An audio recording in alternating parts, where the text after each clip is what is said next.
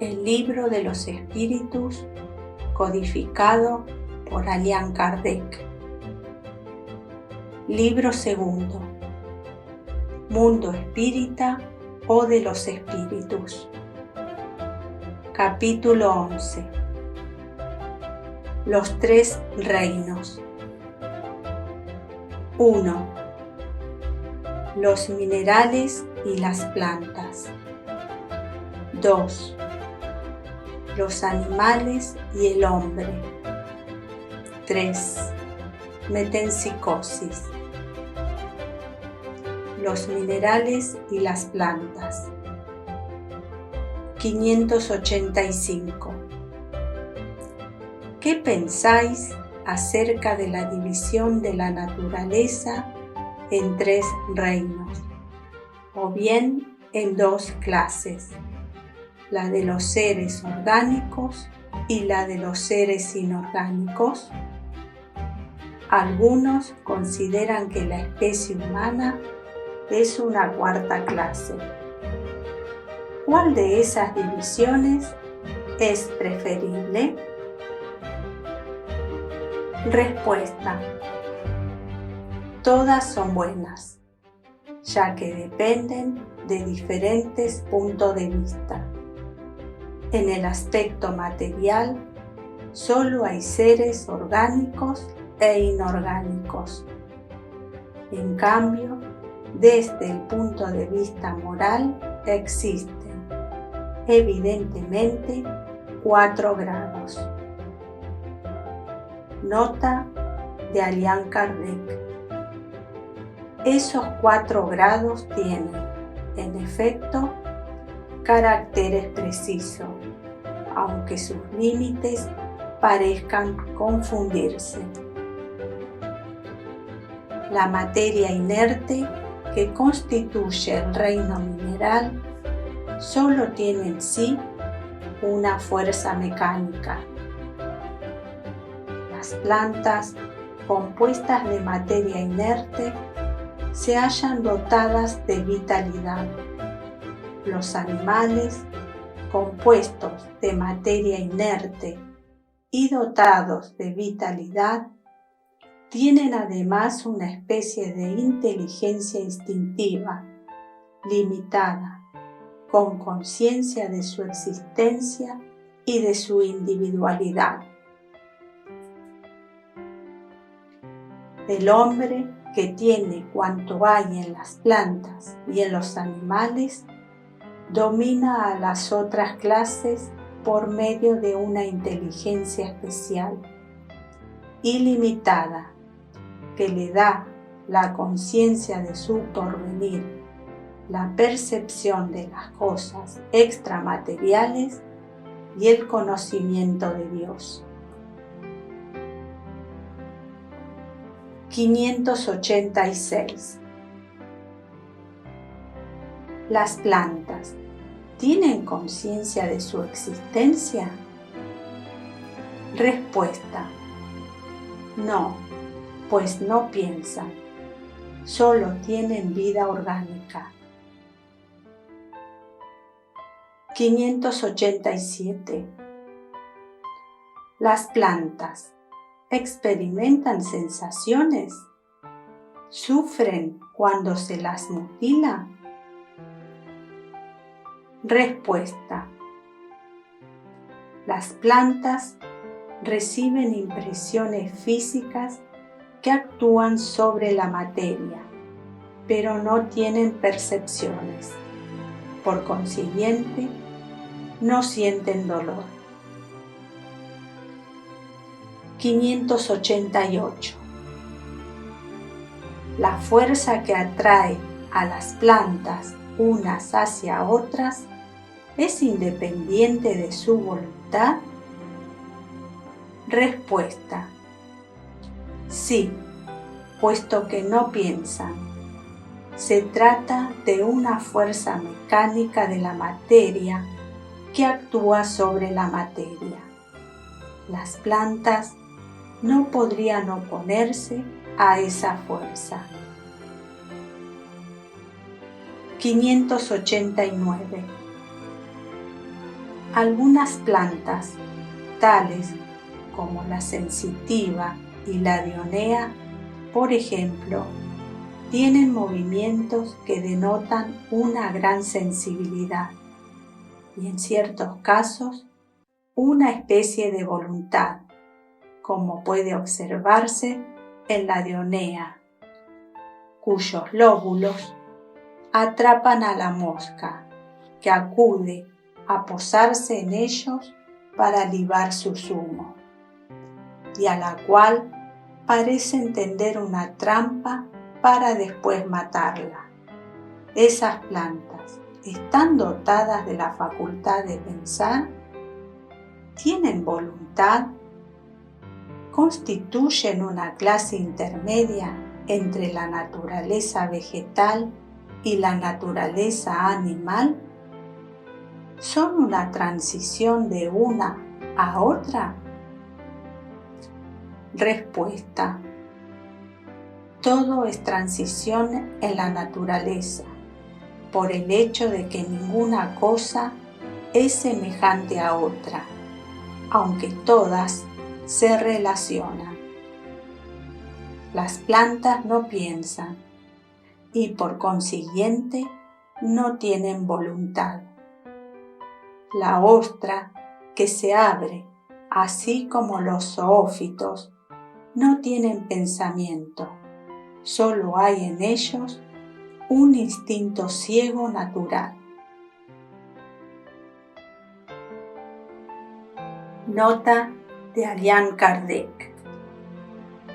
El organismo humano nos ofrece ejemplos de movimientos análogos, sin la participación de la voluntad, tales como los que se observan en las funciones digestivas y circulatorias.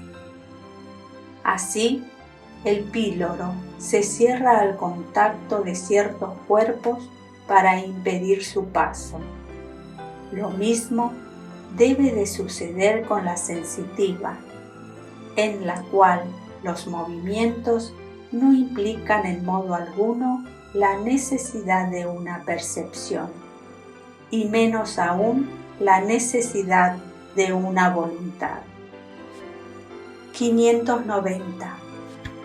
¿No hay en las plantas, tal como en los animales, un instinto de conservación que las lleva a buscar lo que les es útil y a evitar lo que podría perjudicarlas? Respuesta: es, si se quiere, una especie de instinto. Depende de la extensión que se atribuya al sentido de esa palabra. Con todo, es un instinto puramente mecánico. Cuando en las operaciones químicas veis que dos cuerpos se unen, es porque se atraen, es decir, porque entre ellos hay afinidad. A eso no lo llamáis instinto. 591.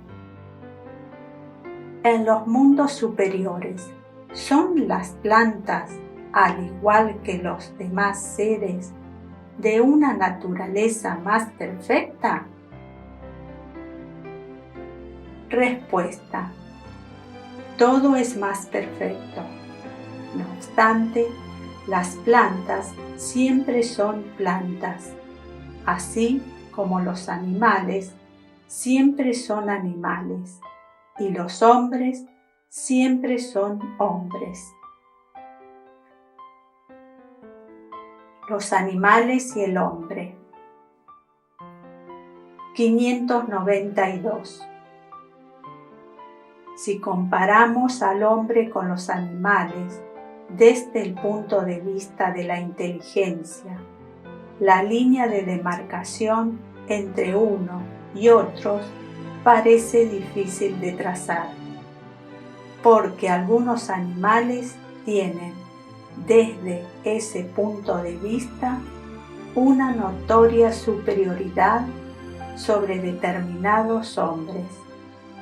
Esa línea de demarcación puede ser trazada de una manera precisa? Respuesta. Sobre este punto, vuestros filósofos no están muy de acuerdo. Algunos pretenden que el hombre sea un animal, otros que el animal sea un hombre. Ninguno tiene razón. El hombre es un ser aparte, que a veces se rebaja demasiado o se eleva muy alto. En lo físico, el hombre es como los animales y se encuentra menos dotado que muchos de ellos. La naturaleza ha dado a los animales todo lo que el hombre está obligado a inventar con su inteligencia para satisfacer sus necesidades, con miras a su conservación. El cuerpo del hombre se destruye como el de los animales, es cierto, pero su espíritu tiene un destino que solo él puede comprender, porque solo él es completamente libre.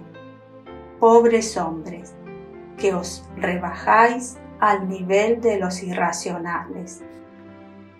¿No sabéis distinguiros de ellos? Reconoced al hombre por el pensamiento de Dios. 593.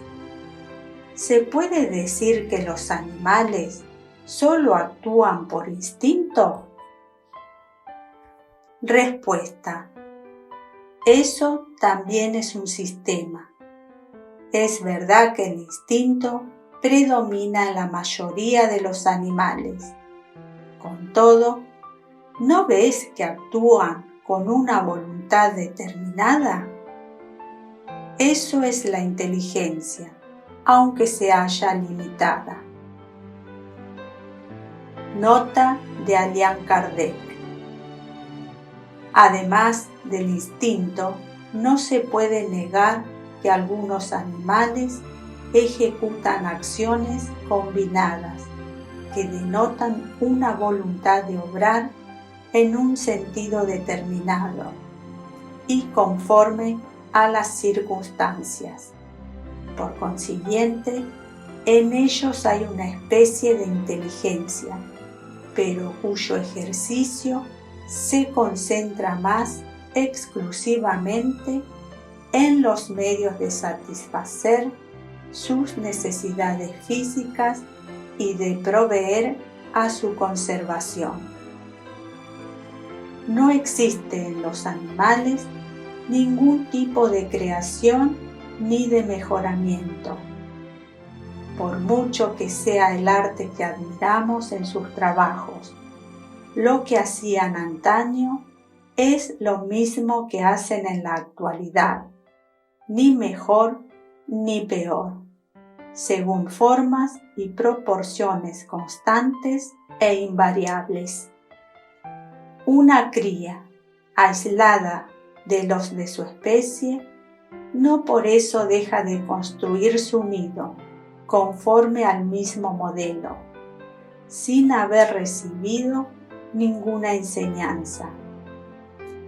Si algunos animales son susceptibles de cierta educación, su desarrollo intelectual, recluido en todos los casos dentro de estrechos límites, se debe a la acción del hombre sobre una naturaleza flexible, pues no progresan por sus propios medios.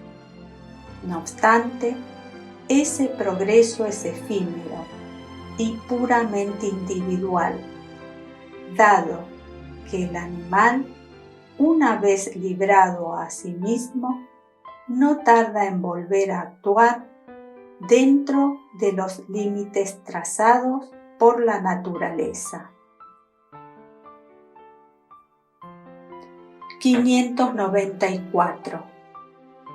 ¿Los animales tienen lenguaje? Respuesta. Si os referís a un lenguaje formado por palabras y sílabas, no. Si os referís a un medio de comunicarse entre ellos, sí. Se dicen muchas más cosas de las que creéis. No obstante, su lenguaje se halla limitado a sus necesidades, al igual que lo están sus ideas.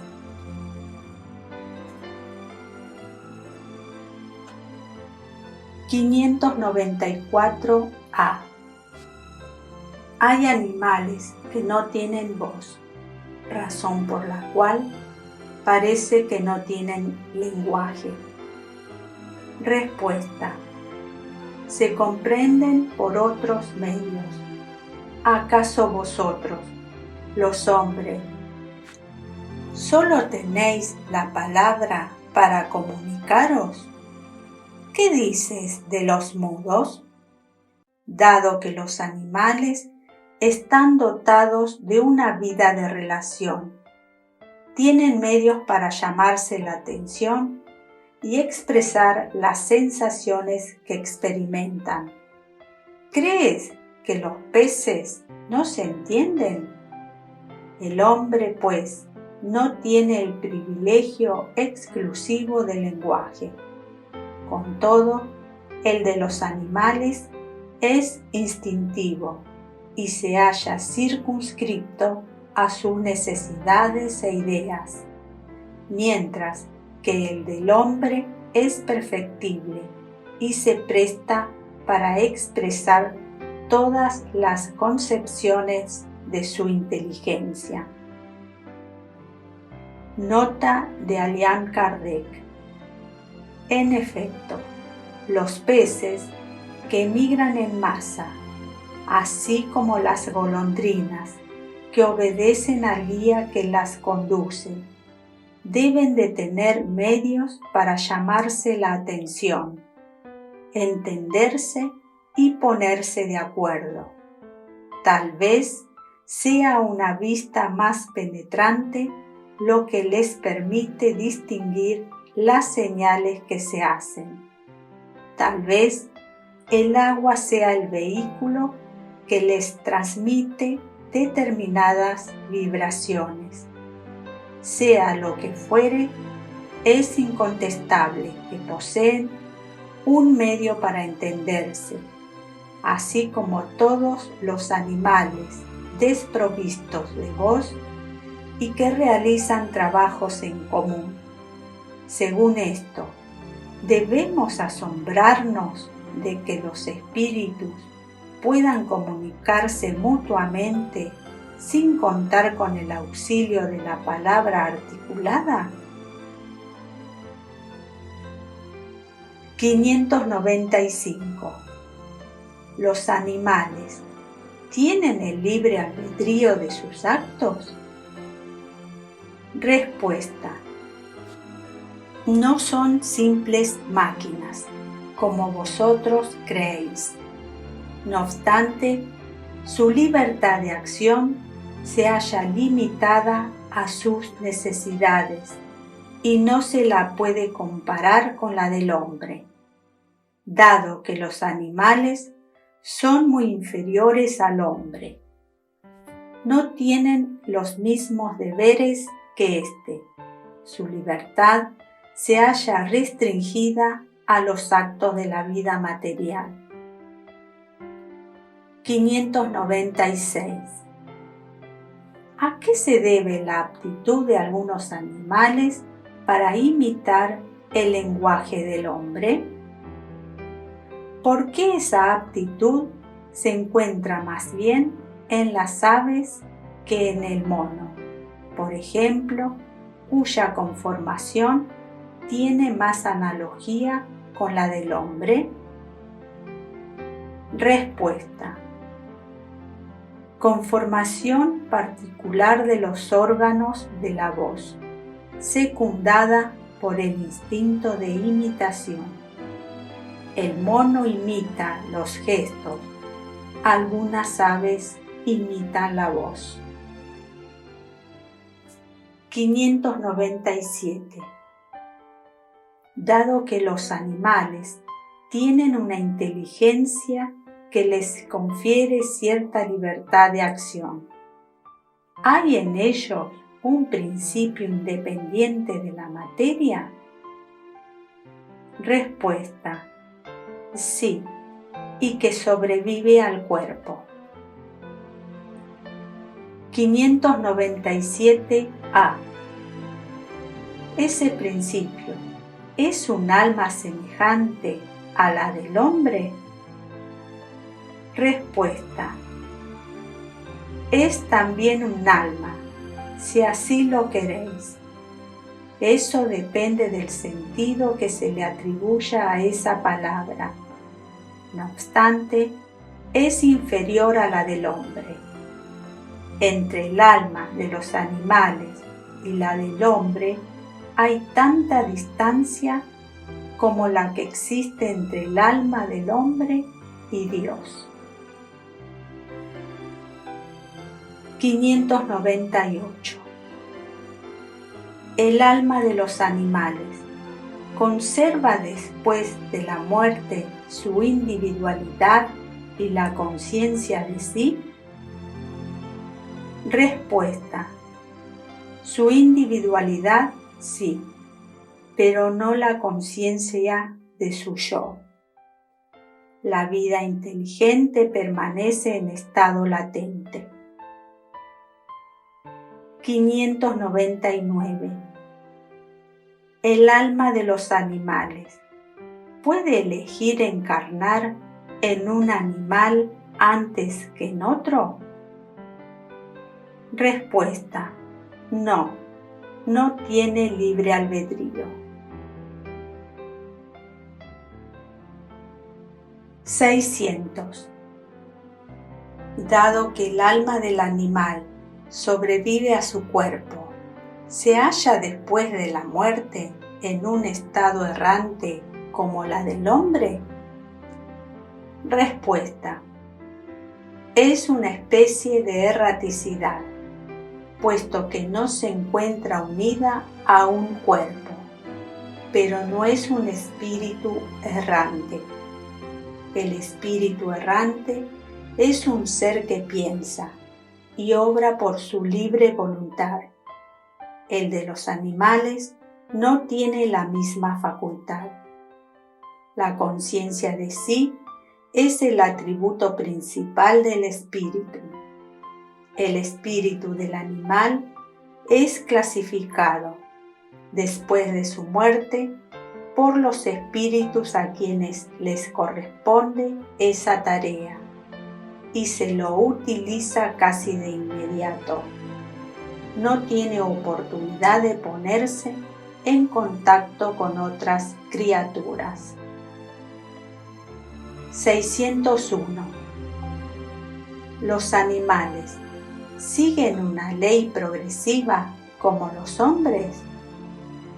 Respuesta: sí, por eso en los mundos superiores, donde los hombres están más adelantados, los animales lo están también, y disponen de medios de comunicación más desarrollados.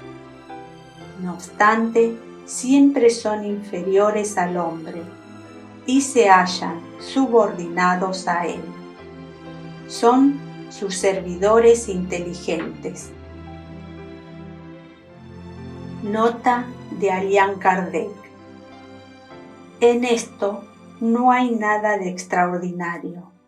Supongamos que nuestros animales más inteligentes, el perro, el elefante, el caballo, poseyeran una conformación adecuada para los trabajos manuales. ¿Qué no podrían hacer bajo la dirección del hombre? 602. Los animales progresan del mismo modo que el hombre, es decir, por medio de su voluntad, o lo hacen por la fuerza de las circunstancias. Respuesta: por la fuerza de la circunstancia. Por ese motivo, no hay expiación para ellos.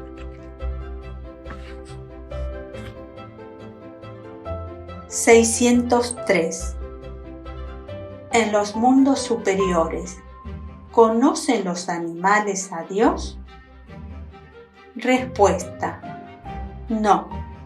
El hombre es un Dios para ellos, así como antaño los espíritus eran dioses para los hombres. 604. Dado que los animales, incluso los más perfeccionados que se encuentran en los mundos superiores, siempre son inferiores al hombre, resulta de ahí que Dios ha creado seres intelectuales perpetuamente destinados a la inferioridad, lo cual parece estar en desacuerdo con la unidad de miras y de progreso que se observa en todas sus obras. Respuesta: todo se eslabona en la naturaleza por medio de lazos que aún no podéis captar. Las cosas que en apariencia son más disparatadas tienen puntos de contacto que el hombre, en su estado actual, nunca llegará a comprender. Puede entreverlos mediante un esfuerzo de su inteligencia, pero solo cuando esa inteligencia se haya desarrollado por completo y se encuentre libre de los prejuicios del orgullo y de la ignorancia, podrá ver con claridad la obra de Dios. Mientras tanto, sus limitadas ideas hacen que vea las cosas desde un punto de vista mezquino y estrecho. Sabed bien que Dios no puede contradecirse y que todo en la naturaleza se armoniza por medio de leyes generales, que nunca se apartan de la sublime sabiduría del Creador. 604a. La inteligencia, por consiguiente, es una propiedad común, un punto de contacto entre el alma de los animales y la del hombre. Respuesta: sí, pero los animales solo tienen la inteligencia de la vida material. En el hombre, la inteligencia da lugar a la vida moral. 605.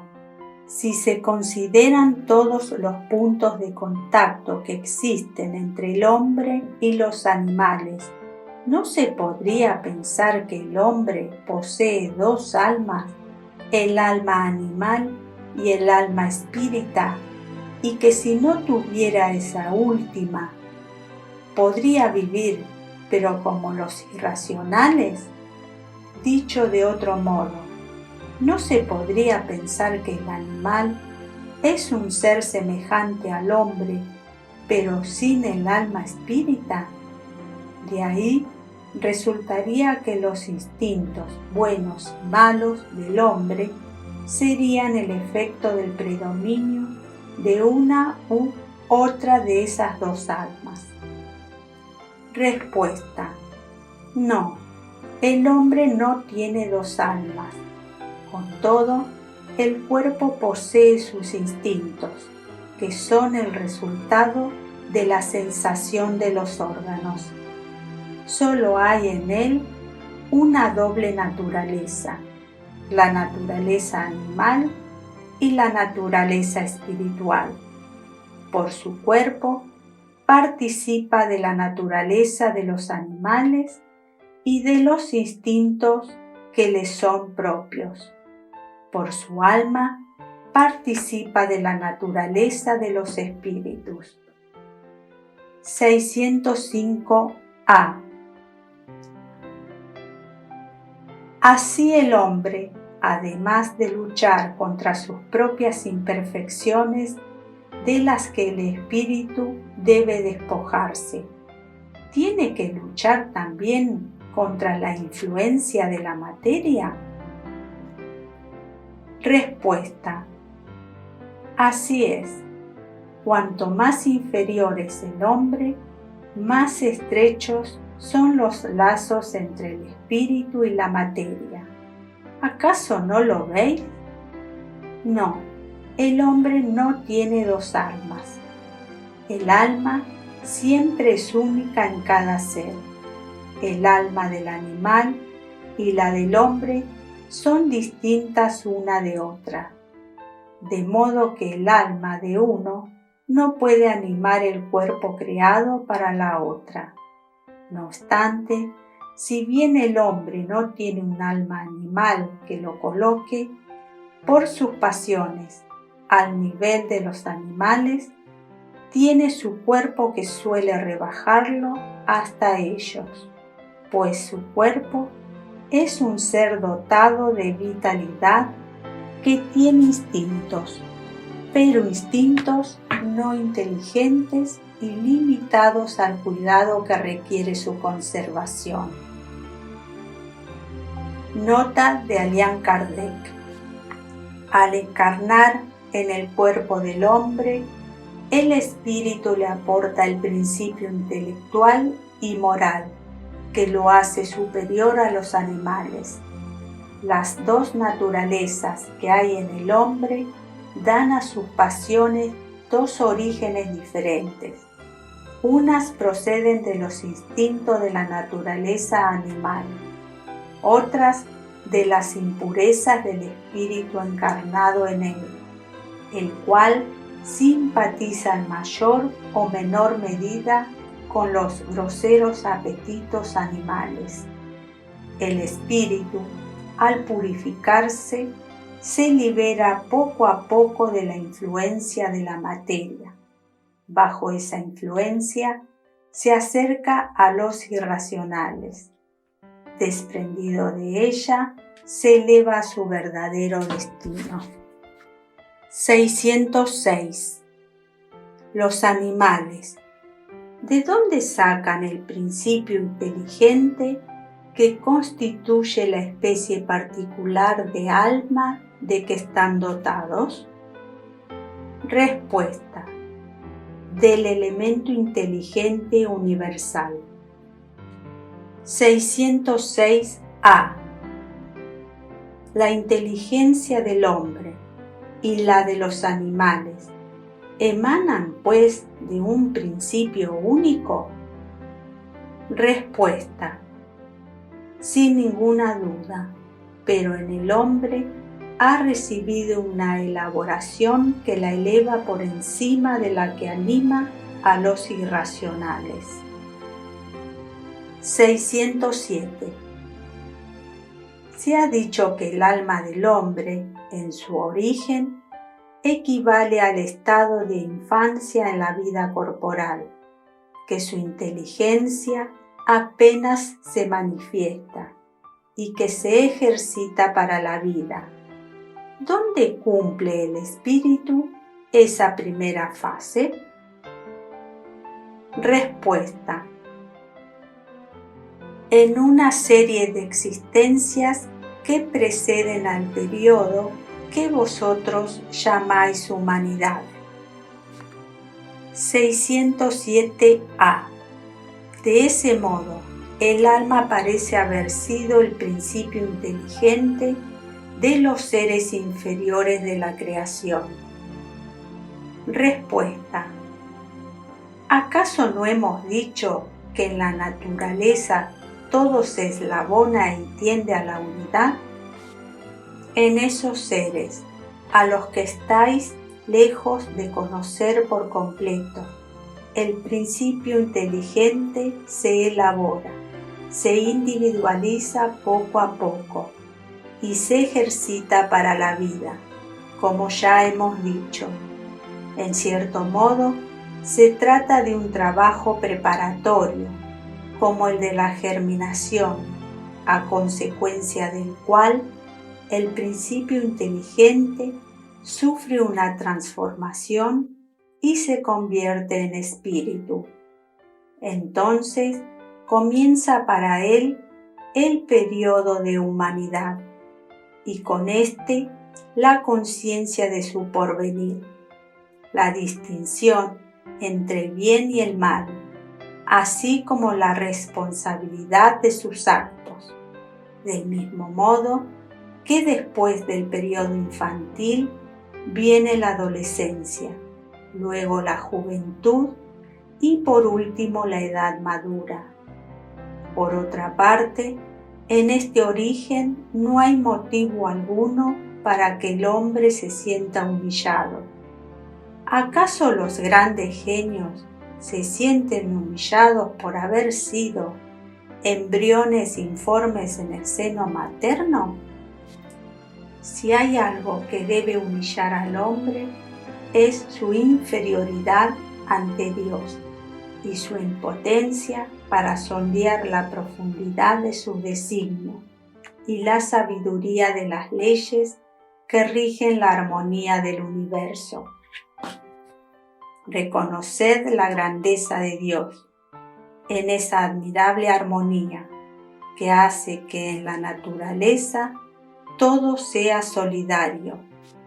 Creer que Dios haya podido hacer algo sin un objetivo, así como crear seres inteligentes sin porvenir, sería blasfemar de su bondad, que se extiende sobre todas sus criaturas. 607b. ¿Ese periodo de humanidad comienza en la Tierra? Respuesta. La Tierra no es el punto de partida de la primera encarnación humana.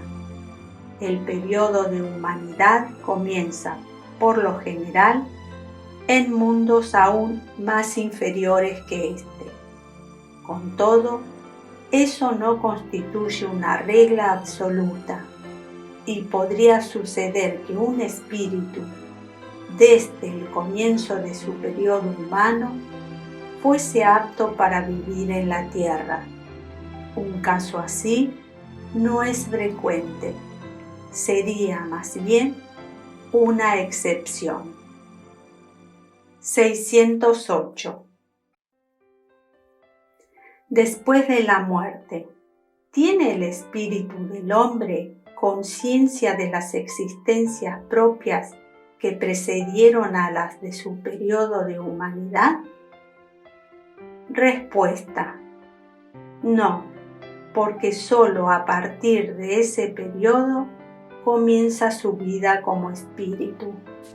Incluso apenas se acuerda de sus primeras existencias como hombre, del mismo modo que una persona adulta ya no se acuerda de los primeros tiempos de su infancia, y menos aún del tiempo que pasó dentro del seno materno. Por eso los espíritus os dicen que no saben cómo comenzaron. 609.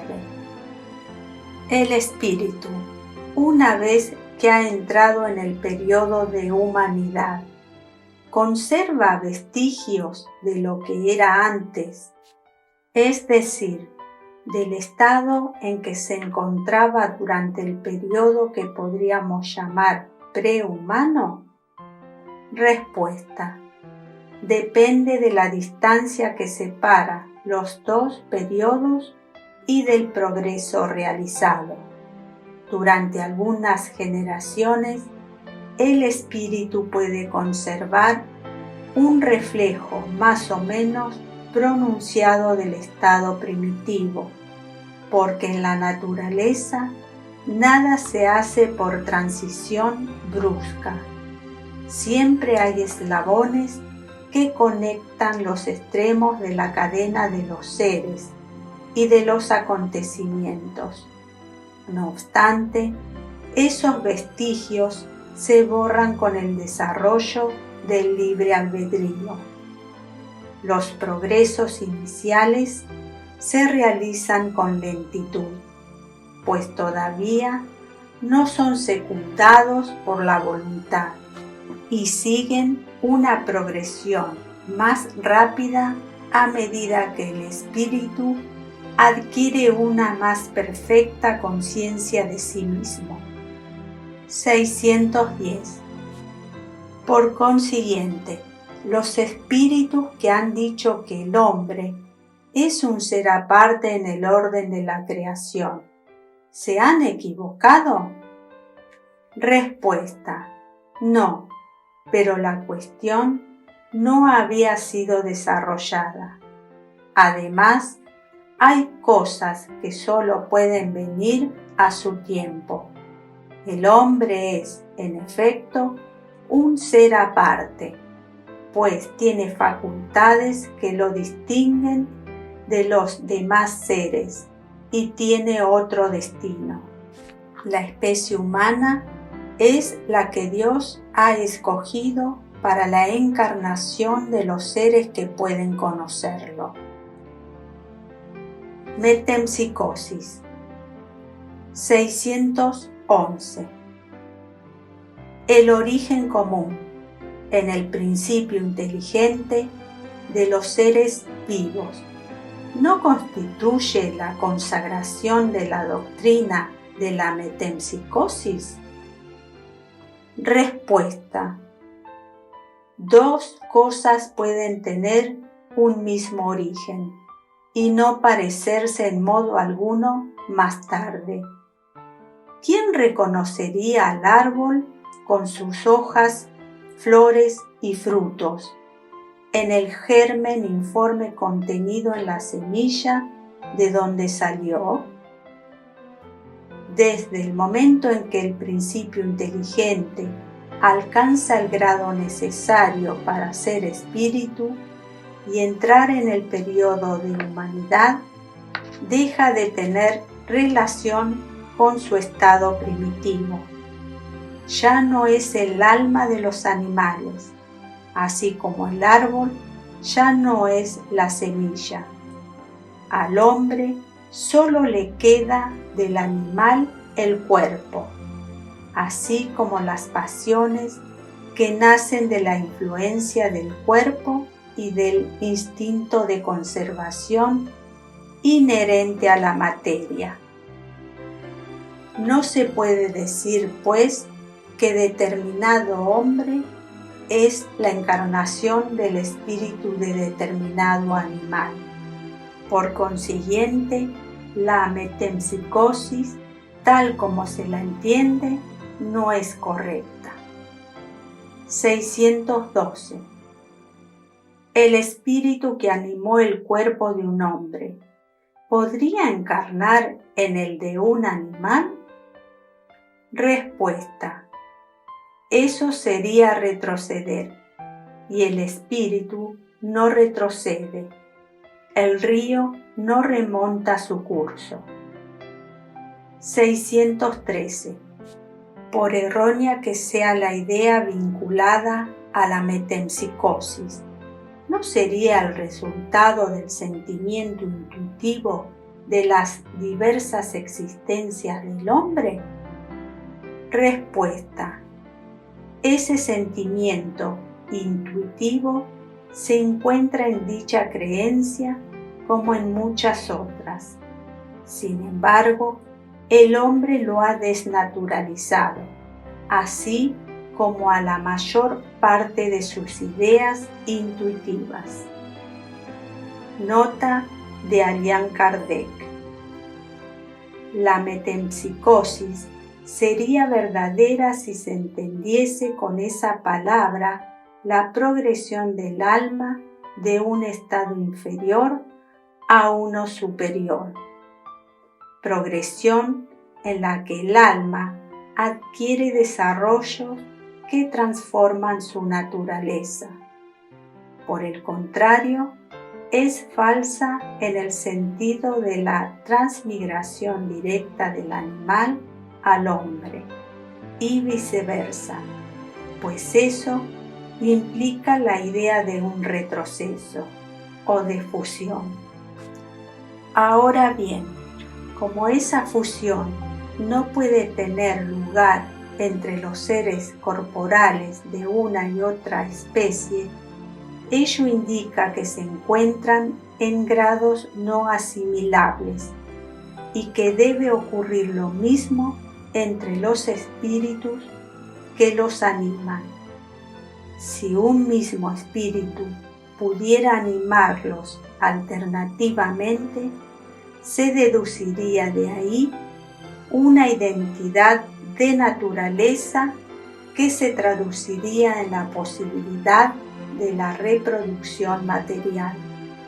La reencarnación que enseñan los espíritus se funda, por el contrario, en la marcha ascendente de la naturaleza y en la progresión del hombre dentro de su propia especie, lo que no lo despoja en absoluto de su dignidad. Lo que sí lo rebaja es el mal uso de las facultades que Dios le ha dado para su adelanto. Sea lo que fuere, la antigüedad y universalidad de la doctrina de la metempsicosis, así como los hombres eminentes que la han profesado, prueban que el principio de la reencarnación tiene sus raíces en la naturaleza misma. Por consiguiente, estos son argumentos en su favor más bien que contrarios. El punto de partida del espíritu es una de esas cuestiones que se relacionan con el principio de las cosas y que forman parte del secreto de Dios. No es dado al hombre conocerlas de una manera absoluta. Al respecto, solo puede hacer suposiciones, construir sistemas más o menos probables. Los propios espíritus se encuentran lejos de conocerlo todo y, en cuanto a lo que no saben, ellos también pueden formarse opiniones personales de mayor o menor sensatez. Así, por ejemplo, no todos los espíritus piensan lo mismo acerca de las relaciones que existen entre el hombre y los animales. Según algunos, el espíritu solo alcanza el periodo humano después de haberse elaborado e individualizado en los diferentes grados de los seres inferiores de la creación. Según otros, el espíritu del hombre habría pertenecido siempre a la raza humana, sin pasar por la serie animal. El primero de esos sistemas tiene la ventaja de otorgarle un objetivo al porvenir de los animales, que de ese modo formarían los primeros eslabones de la cadena de los seres pensantes. El segundo está más de acuerdo con la dignidad del hombre y puede resumirse de la siguiente manera. Las diferentes especies de animales no proceden intelectualmente unas de otras por medio de la progresión. Así, el espíritu de la ostra no se convierte sucesivamente en el espíritu del pez, del pájaro, del cuadrúpedo y del cuadrumano. Cada especie es un tipo absoluto, física y moralmente, cuyos individuos toman de la fuente universal la cantidad de principio inteligente que necesitan, según la perfección de sus órganos y la tarea que deben llevar a cabo en los fenómenos de la naturaleza. Una vez muertos devuelven esa cantidad de principio inteligente a la masa. Los animales de los mundos más adelantados que el vuestro también constituyen razas distintas, apropiadas a las necesidades de esos mundos y al grado de adelanto de los hombres, de quienes son auxiliares, pero que no proceden en modo alguno de los de la tierra. Espiritualmente hablando, no sucede lo mismo con el hombre. Desde el punto de vista físico, es evidente que el hombre integra un eslabón de la cadena de los seres vivos. En cambio, desde el punto de vista moral, entre el animal y el hombre hay solución de continuidad. Lo propio del hombre es el alma o espíritu, chispa divina que le confiere el sentido moral y un alcance intelectual del que carecen los animales. El espíritu es en el hombre el ser principal, preexistente y sobreviviente al cuerpo, y que conserva su individualidad. Ahora bien, ¿cuál es el origen del espíritu? ¿Dónde está su punto de partida? ¿Se forma del principio inteligente individualizado? Ese es un misterio que sería inútil intentar develar y acerca del cual, como hemos dicho, solo se pueden construir sistemas, lo que es constante, lo que resulta a la vez del razonamiento y de la experiencia. Es la supervivencia del espíritu, la conservación de su individualidad después de la muerte, su facultad progresiva, su estado feliz o desdichado, proporcional a su adelanto en el camino del bien, así como todas las verdades morales que son la consecuencia de este principio, en cuanto a las relaciones misteriosas que existen entre el hombre y los animales. Se trata, volvemos a decirlo, de uno de los secretos de Dios, así como lo son muchas otras cosas, cuyo conocimiento actual no interesa en modo alguno para nuestro adelanto, y acerca de las cuales sería inútil insistir.